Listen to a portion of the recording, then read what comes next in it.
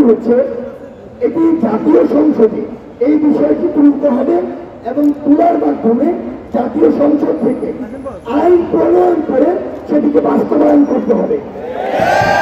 তার পূর্বে আপনাদের একটি প্রশ্ন থেকে যায় যে আমরা আসলে কতদিন পর্যন্ত আন্দোলনটি করব। দেখুন, আমরা আমাদের জায়গা থেকে বিশ্বাস করি নির্বাহী বিভাগ যদি চায়, বাংলাদেশ সরকার যদি চায়, তাহলে আজকের এই সংবাদ সম্মেলন আমাদের রাজপথের শেষ সংবাদ সম্মেলন হবে।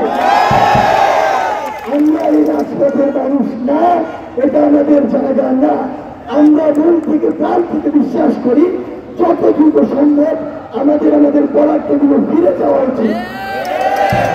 তাহলে কি স্টেপ ছিল না, কি পদক্ষেপ নিলে আমরা আসলে আর রাজপথে নামবো না? খুবই সাধারণ। আমাদের জায়গা থেকে মনে হয় যদি নির্বাহী বিভাগ থেকে আমাদেরকে একটু কমিটমেন্ট করে, নির্বাহী বিভাগের সর্বোচ্চ পর্যায় থেকে একটি নির্বাহী আদেশ জারি করে, কিংবা ত্রুটিহীন একটি পরিপত্র জারি করে। ত্রুটিহীন কেন বললাম? কারণ 2018 পরিপত্রের খেলা আমরা চাই না।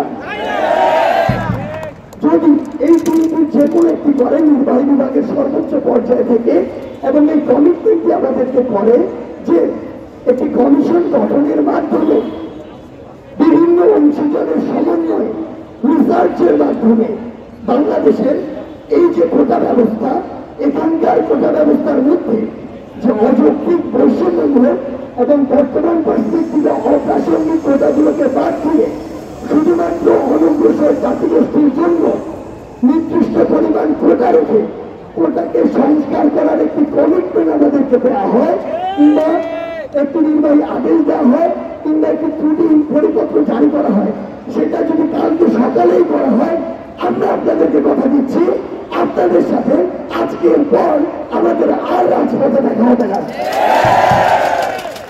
আমরা একটি জিনিস আপনাদেরকে জানিয়ে দিতে চাই, স্টুডেন্ট পাস কত % কোটা চায়, কোন কোটাকে সমর্থন করে।